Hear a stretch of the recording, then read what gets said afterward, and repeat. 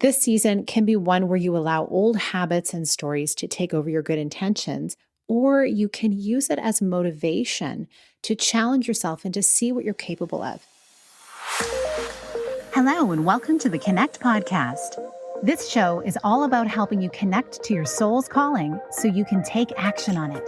Because the sweetest success is a blend of discovering your purpose with the inner drive to bring it to life. I'm Sheila, health coach, lifestyle entrepreneur, and mom of two, best known for my online wellness programs, mentoring, and self-love passion. Listen in for inspiring interviews, solo chats, and Q&A sessions that will move you past overwhelm towards what lights you up. Stop accepting good enough and go for your version of great in your health, business, and relationships. Let's get started. Hi, welcome to this Monday mini-sode where I share a thought to help you live into what lights you up this week. And today I'm talking about food and how it can make you feel really, really good. And also the opposite of that. It can make you feel tired. It can make you feel lackadaisical. And it can also start to affect how you feel about yourself and your outlook on the future. As we are now in this season in the Northern Hemisphere of autumn, everything is slowing down in nature. It's starting to culminate. And in our lives, we may be feeling very busy and also driven to be indoors more. And I will always encourage people to go into the outdoors as much as possible because there's something about that energy that really helps you to recalibrate even your appetite and what you start to crave. This season, I typically crave a lot more soups and stews and warm, nourishing foods. And the beautiful thing about that is these roasted foods, these foods that are sitting and steaming and marinating together often allow us to ingest a lot of beautiful nutrition because we're eating a lot more root vegetables and things like that that contain a whole lot of beautiful micronutrients for our bodies.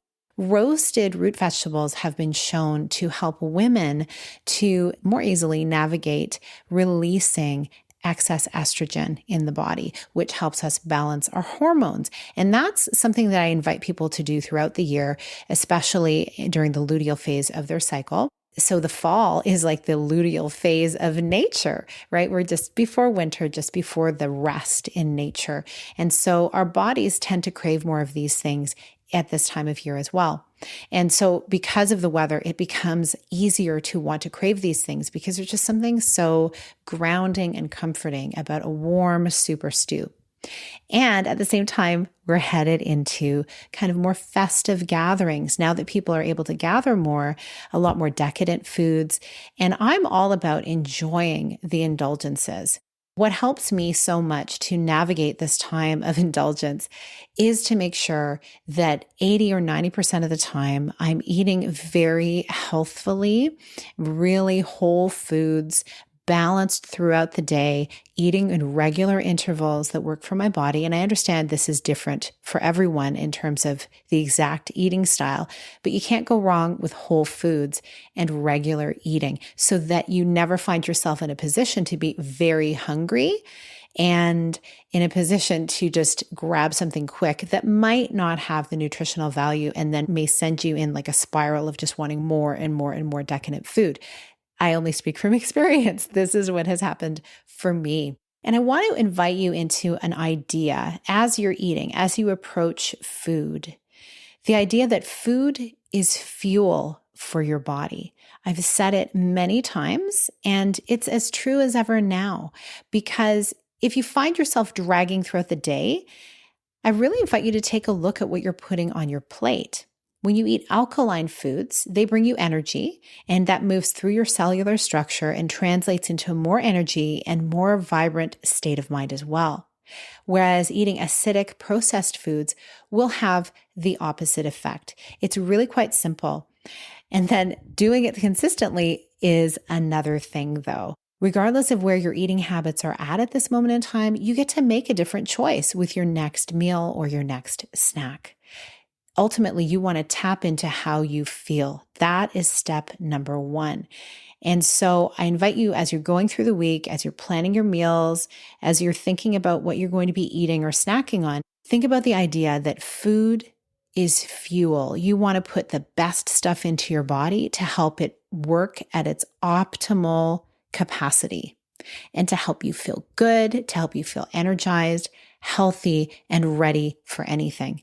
And then 20% of the time or 10% of the time, you can indulge in some enjoyable, maybe decadent foods. As long as you're spacing that out, your body can handle that. As you do this, as you eat a variety of whole foods and you supplement, which is another component that I'll talk more about in another episode that is very near and dear to my heart, supplementing with beautiful micronutrients that you may be missing in your regular diet, that can help you go a long way towards feeling your best and also protecting your health. People often say to me, it's hard to know which supplements or vitamins to take because there are just so many available. Whenever they're at the store, they just see a wall of bottles and options. And fortunately, I have a wonderful product line that I have been using and sharing and recommending for the past 26 years that is of great quality. I'll link it in the show notes in case you're curious to know what are some good nutritional supplement options for you to fill in those nutritional gaps. This season can be one where you allow old habits and stories to take over your good intentions, or you can use it as motivation to challenge yourself and to see what you're capable of. If you plan ahead, and that's key, is planning as much as you can with healthy, nutrient-dense foods, you can come through this season healthier and still be able to indulge occasionally with no guilt. I would love to hear how you start to feel as you envision the food you're eating as fuel to prime your body for optimal wellness and to simply feel really, really good.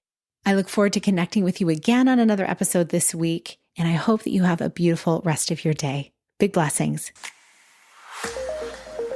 Thank you so much for being here with me on the Connect podcast. If you like this episode, please share it with someone you think would enjoy it. Also, if you head over to iTunes to leave a review, I'd be so grateful. Let us know what your favorite parts were and what you'd like to hear more of. It will help us have a greater impact, elevating many more people to grow and succeed together. See you next time.